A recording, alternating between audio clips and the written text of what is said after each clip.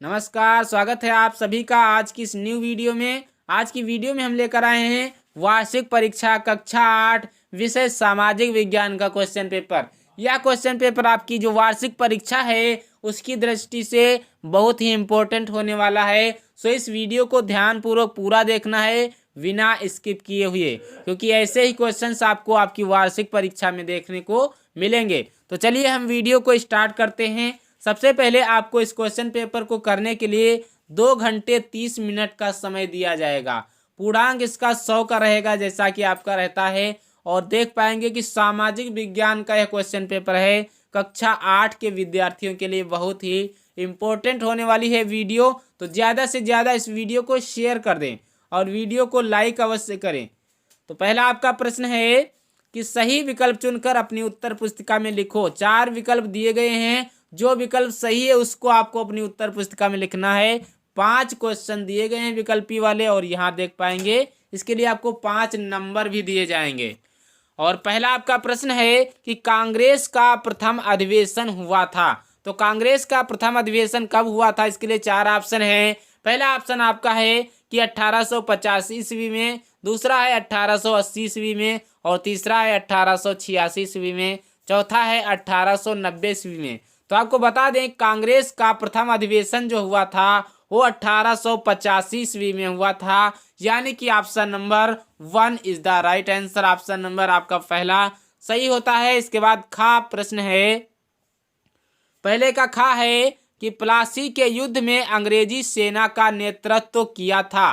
तो किसने किया था, इसका आंसर आपको अपनी उत्तर पुस्तिका में लिखना है। तो आपको बता दें इसके लिए 4 ऑप्शन है। पहला है क्लाइव ने, दूसरा है कार्टिमर ने, तीसरा है कैप्टन लाली ने, और चौथा है हेक्टर मुनरो ने।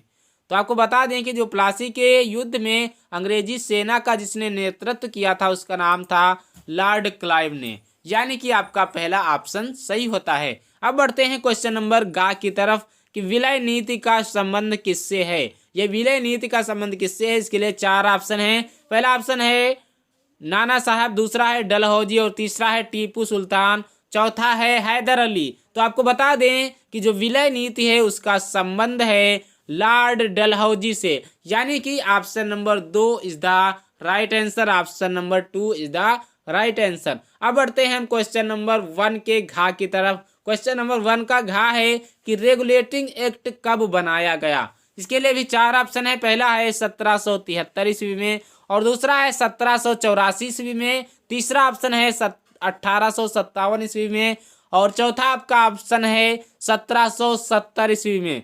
तो आपको बता दें कि जो रेगुलेटिंग एक्ट है वो 1773 ईस्वी में बनाया गया था, यानी कि option number 1 is the right answer. आप बढ़ते हैं हम क्वेश्चन नंबर पहले के अंगा की तरफ।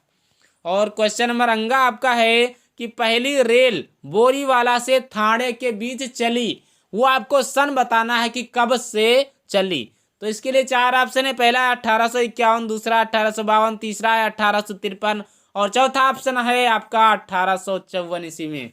तो आपको बता दें कि जो पहली रेल आपकी चली थी बोरीवाला से थाने के बीच वो 1853 ईस्वी में चली थी, यानी कि option number 3 is the right answer. अब बढ़ते हैं क्वेश्चन नंबर 2 की तरफ। और क्वेश्चन नंबर 2 आपका रिक्त स्थानों की पूर्ति से है। यह रिक्त स्थान आपको जो दिख रहे हैं ये खाली जगह, ये आपको फील करना, जो भी वर्ड सुटेबल हो वो आपको फील करना है। जैसे खा है कि गन्ना भारत की फसल है, कैसी फसल है, नकदी फसल है, तो यहाँ पर आपको नकदी भर देना है।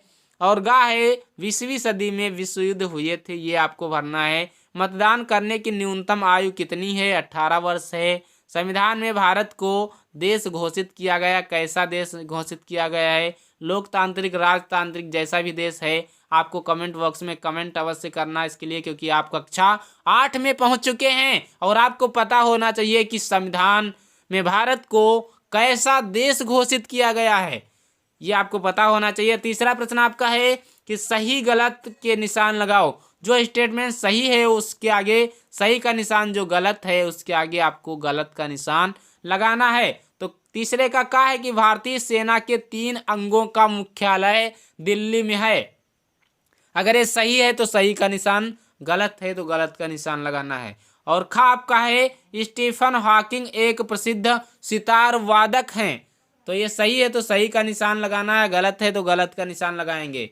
इसके बाद आपका है कि नरौरा परमाणु ऊर्जा केंद्र मध्य प्रदेश में स्थित है। और घा है आपका वायुयान निर्माण में एल्युमिनियम धातु का उपयोग होता है। और अंगा है सेंधा नमक धरातल की चट्टानों से प्राप्त किया जाता है। इन सारे प्रश्नों के जवाब आपको अच्छे से अपने कॉपी में भी लिखने हैं और उचित मिलान करो, ये आपको मिलान कर देने हैं। 5 नंबर में है जैसे कि लकड़ी क्या है ये आपको बता दें, ठोस है। पेट्रोल क्या है, ये आपका द्रव्य है। और एलपीजी ये गैस होती है। मैग्नीशियम धातु है। इस प्रकार से आपको मिला लेना है। इसके बाद 5वां आपका प्रश्न है अति लघु उत्तरीय प्रश्न, ये 10 नंबर के प्रश्न हैं। पहला प्रश्न आपका है सत्याग्रह करने वाले पहले व्यक्ति कौन थे। इसके बाद खा आपका प्रश्न है कि लोकतंत्र को सफल बनाने के लिए स्वतंत्र निर्वाचन क्यों आवश्यक है। और गा है बढ़ती हुई जनसंख्या से हम किस तरह प्रभावित होते हैं। और घा आपका प्रश्न है फोर्ट विलियम कॉलेज की स्थापना कहाँ हुई थी। और अंगा आपका प्रश्न है घास प्रदेश में वृक्ष क्यों नहीं पाए जाते हैं। इसके बाद छठा प्रश्न आपका लघु उत्तरीय प्रश्नों से है और ये 32 नंबर के आपको प्रश्न हैं। ये जो लघु उत्तरीय प्रश्न आपका है ये 32 नंबर का है। और का आपका इसमें लघु उत्तरीय का है 6 का है कि स्वतंत्र भारत का प्रधानमंत्री किसे बनाया गया तथा उसको शपथ किसने दिलाई। इसके बाद खा आपका है बक्सर के युद्ध का महत्व बताइए। और गा है संयुक्त राष्ट्र संघ की स्थापना क्यों हुई। और घा आपका है कि पंचशील क्या है, इसके सिद्धांत कौन कौन से हैं। अंगा प्रश्न आपका है कि दांडी यात्रा किसने और क्यों की थी। और चा आपका प्रश्न है नागरिक सुरक्षा संगठन का क्या उद्देश्य है। और छा प्रश्न है पिट्स इंडिया एक्ट के बारे में लिखिए। इसके बाद जा प्रश्न आपका है कि हमारे जीवन में एल्युमिनियम धातु का क्या महत्व है। इन सारे प्रश्नों के जवाब आपको अच्छे से राइटिंग बना करके लिखने हैं ताकि आपको 100 में 100 मार्क्स दिए जा सकें, आपको 100 में 100 मार्क्स मिले। इसके बाद 7वां प्रश्न आपका 7 नंबर का प्रश्न है कि दीर्घ उत्तरीय प्रश्न कोई 2 प्रश्न कीजिए। सिर्फ आपको 2 करने हैं। यहाँ पे देख पाएंगे 5 प्रश्न दिए गए हैं। का खा गा घा अंगा ये 5 प्रश्न है। 5 में सिर्फ आपको 2 करने हैं। तो का आपका कि स्वतंत्रता प्राप्ति के बाद भारत में कौन सी तत्कालीन समस्याएं थी, इनका समाधान किस प्रकार किया गया। इसका उत्तर आपको अपनी उत्तर पुस्तिका में लिख देना अच्छे से। और खा है कि 1857 की क्रांति के 4 कारण लिखिए। 7 नंबर का ये प्रश्न है, देख पाएंगे। और गा है असहयोग आंदोलन के बारे में लिखिए। और घा है स्थायी बंदोबस्त किसे कहते हैं। और घा का दूसरा है कि भारत में चकबंदी से क्या लाभ हुए हैं।